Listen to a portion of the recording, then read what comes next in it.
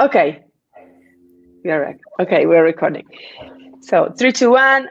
Hi, Susanna. Hello, so good to be here with you. Thank you so much for being here. I wanted to start first welcoming you and, telling you how thankful and how honored I am to have you here and to start this collaboration. So thank you. Thank you. Maybe first to start, would you like to introduce yourself, to tell us something about yourself, your story? Yeah, Okay. I'd love to. I'm so excited to be here with all of you. I am an Indian and British person. I was born in England, and my father is from Assam in the northeast part of India. And I live in the United States now. And so I really feel like a citizen of the world, someone who has had a lot of different experiences. I am now a mother. I have a 8-year-old child, and I'm a teacher. And what I love to do is explore the tradition and the roots that I grew up with, yoga, and all the ways that it can really show up in my life, in your life, in everyone's life to bring us more peace, more joy, more happiness. And also the other side of what I do is thinking about how once I feel that, or you feel that, how we can help spread that gift of yoga to our communities, to other people, to help other people explore the joy we felt. Yeah, amazing. And I want to start also sharing, the reason why I text you and I asked you, to be a guest in my school. I was reading your book in, I think, December 2020. And reading your book, I was realizing how much amazing will be to have, someone in my school coming from another culture, from another, with another color, all these things. So you were really inspiring me. And I started looking for someone in Italy. Then I was thinking, why not to, ask her? And we were in contact, and I'm super happy because you were inspiring me. So you're here because you inspire me, and I'm happy to have you here. And I will suggest your book to my students, my community. There's also the translation, or is it in English? It's in English right now. English. Yeah, it's Okay. self-published, so working on translations, but nothing yet. Okay. I know that many of them speaks English better than me, but some of them maybe needs translation. So maybe someone is going to read your book. Would you like to share with us what's the content you are offering to the community in the school? Yes. I'm really excited to be a part of your school, and in part because, like many of you, my life has really been touched by yoga. And it's not just like, I think it's important, it's that I've experienced in my life, like I have something that's stressing me out, or I have, say, a fight with my partner or a friend. I can go to my practice and then process through that and show up as a better friend or partner or worker, So what I'm excited to share is all of the expanse of what yoga can be, that it absolutely is this beautiful practice we can do with our bodies, that we can move, we can sweat, we can stretch, we can relax. And it's also a way of being in the world. It can be ethics. It can be how we live, how we are in our relationships. And so we go through some of the ethical principles. And ethics as a word, I just want to kind of break that down. It's really like how we care for each other, how we are in relationship with one another in society. And so there's a whole system of yoga ethics. And in one of the first videos, we break those down. And I also want to share that it's very personal, right? So it doesn't have to be abstract or academic. As a person, like in my life, by practicing yoga ethics, like caring for myself, practicing ahimsa or non-harm, and then practicing that in relationship, I was able to change a lot of my life and form deeper relationships and better connections. And so it's not stuffy or abstract or, too philosophical. It's very practical. So we've got practical yoga skills, practical yoga tools in relationship. And then the second part is for ourselves. So yoga is out in the world, and it's also very personal. And so a way of taking our practice deeper and more personally being in relationship, maybe working with negative self-talk that we might have, or a lack of confidence or insecurity. I don't know about you, but that's something I still deal with. And so when I can turn to these practices and know that there are things in yoga that can support me with this and help me grow to be the best person I can be, then I feel like I'm even more able to be fully myself. So we'll do that. We'll talk a little bit about yoga's roots and explore together. I can't wait to see them because I still have to watch your content, but I trust you, so you're in already. And yeah, I think that this is one of the most things that's maybe in these days is missing, right, in yoga. Yeah, it is. And I think it's important to know, so there's a couple layers to it, but one is like asana, the physical practice of yoga, is so wonderful. And it's one of the 8 limbs, but there's 7 other limbs, 7 other paths of practice that may resonate for you better. And or not better, but may even add more to what your experience is. And so there's nothing wrong with practicing the physical practice. It's wonderful. I love it. I do it every day, pretty much every day that I can. And I also practice other practices like introspection, svadhyaya, self-study, or santosha, which means joy, cultivating joy.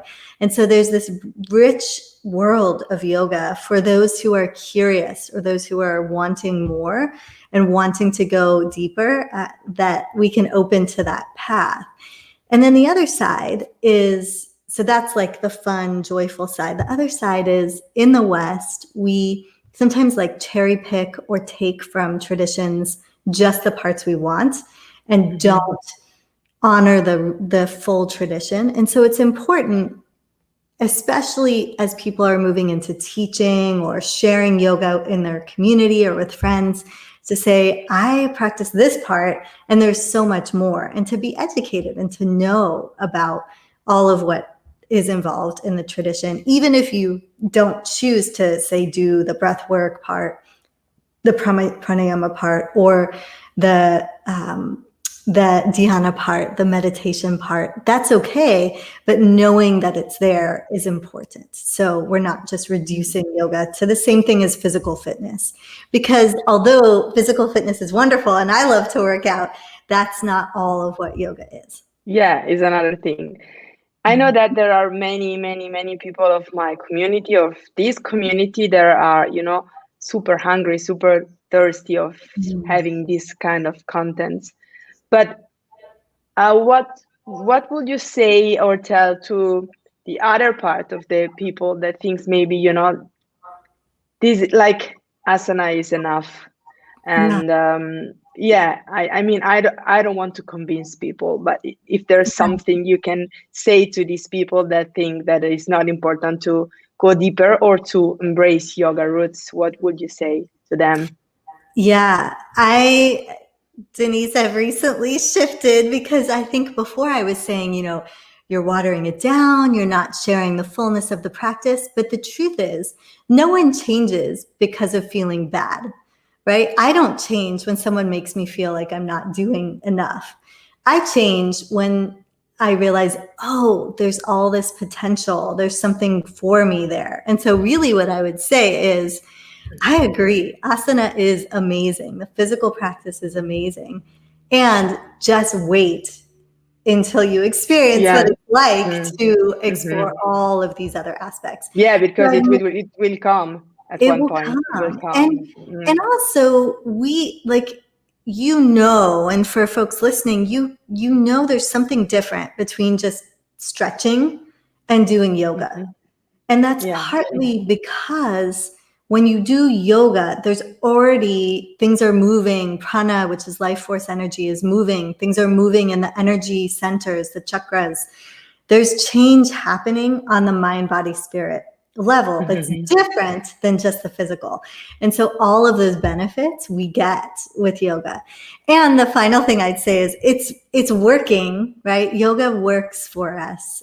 It moves through us. And so it will support you in any way you engage with it. So there's really you don't have to worry about it. You can just be curious and explore. Yeah, explore. The mantra of the community is, in Italian, is inspira, esplora. That is inhale and explore. Wow, that's beautiful. Thank you. And I just came back from a retreat, in-person retreat. And are you teaching in person now, or how's the situation? It's right now I'm all online and Online. Okay. for trainings mostly. I will go back in person, but I'm curious, how is the retreat? Was amazing. Was amazing. Like, I was expecting this moment for more than a year, and I was keep on canceling, postponing. So I was like, the hope was like this. I was waiting till the end because, like there's laws coming up every week. So you never know if it's, if you can or if you can't. Yeah. If you can or if you can. So last week was, okay, we can. And we did it. We were 20 person, and was amazing. Wonderful. And there was a girl that was telling me, I noticed that in your last video in the school, in the last practice, you are not, at the end of the class, you are not saying namaste anymore. So there's something maybe you can say now, you can tell us, because it's also this is Yes, thanks of, I don't want to say because of your book. I want to say thanks of your book. Yeah, ultimately, as a teacher, I really believe every one of us we have a personal relationship with our practice, with yoga, and we get to decide for ourselves how to engage with it and what to do. And so I'm not here to tell you or anyone, do this, don't do this. And it's the same with namaste. Namaste, I want to inform people, but then you decide for yourself, right? So namaste in India, in most parts of India, it's a greeting. It's something we bring our palms together in Anjali Mudra and we say namaste or namaskar. And we do that as a very formal and very respectful greeting to our spiritual teachers, to our elders. And so because of that, it more is a greeting. It's not a way of saying goodbye, although there are some regions like in Nepal where sometimes people say namaste to say goodbye.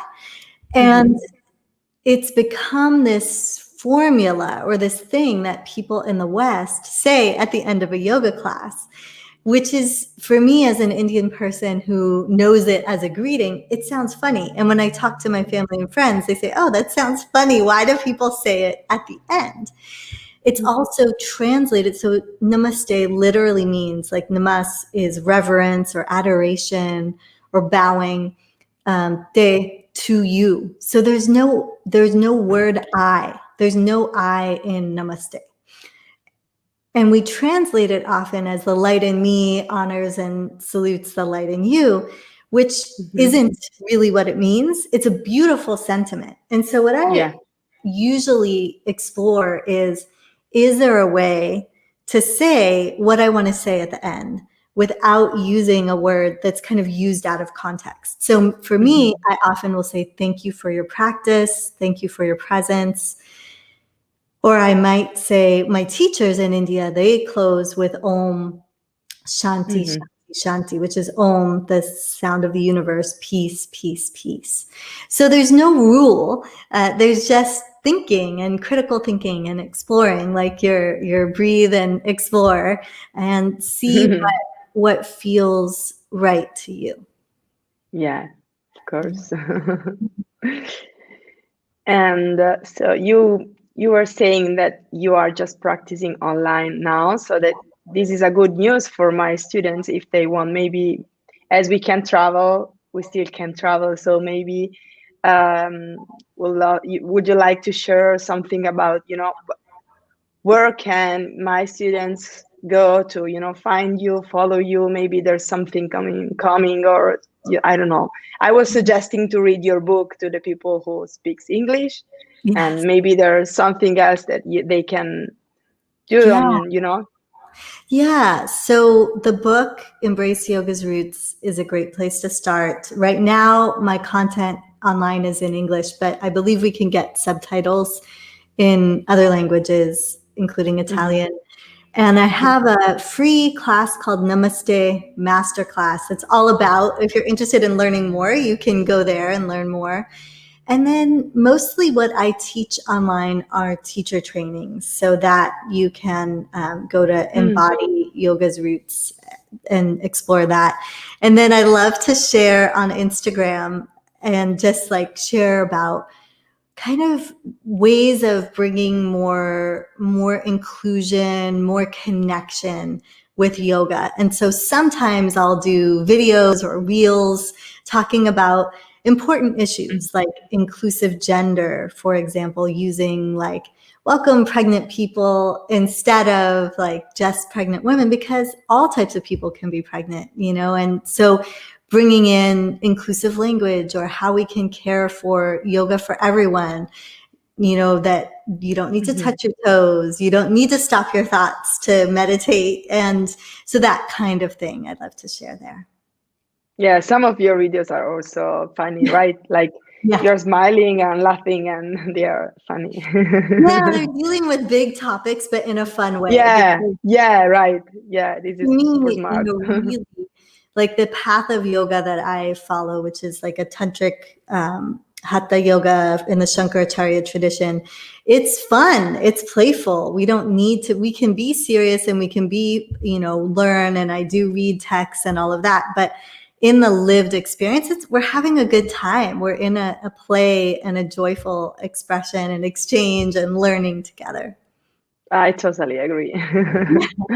Yeah, I'm the same. Yeah. There's your book, but there's maybe also a special book that you want to suggest to us. Maybe your favorite book about yoga, or I don't know. I have two. One would be, I really love reading the Yoga Sutras, and the Yoga Sutras translation that I'm working with most right now is a Penguin edition by Dr. Shyam Ranganathan, who is a contemporary Indian philosopher. And he's a wonderful writer and really kind of takes the sutras and makes them relevant for today. And then the other book that I love is Accessible Yoga by Jivana Heyman. Really a nice way of bringing yoga into your life practically, where you are, adapting the poses for whatever needs you have. Because I think about this, right? We're all, if we either have like injuries or we're able-bodied or we're temporarily disabled or disabled, but all of us are just temporarily abled. If we live long enough, our bodies will change. And as they change, we still get to practice. And so, like for myself, as practicing over a couple decades, my physical practice is different. I'm not necessarily able to do the same things I could do at 20 or 15 that I now do. And it's the same essence of the practice. So tree pose on the floor or against the wall or standing or on a mountaintop, the benefit is all the same. of that tree of Rikshasana. And so really like not comparing who or what we were or what we wish or what we think a pose should look like, but more like how can I deeply feel the benefit of this pose for me right now? Thank you. Thank you for sharing this. Yeah. I will read it. Okay. So this was a video to introduce you to the community, introduce your course, your new contents. Maybe next time we will do another video, maybe a live, and if there's some questions from the students, you will answer if you wish, if you would love. We will be in contact. So thank you so much. Thank you so much. Thank you. Yes, Thank and you. excited to practice with you all. We will let you know. Yeah. But everyone will be happy. I know that. So thank you, and we stay in touch. Okay. Beautiful. Have a nice day. You too. Thank you. Thank you. Bye bye. Ciao.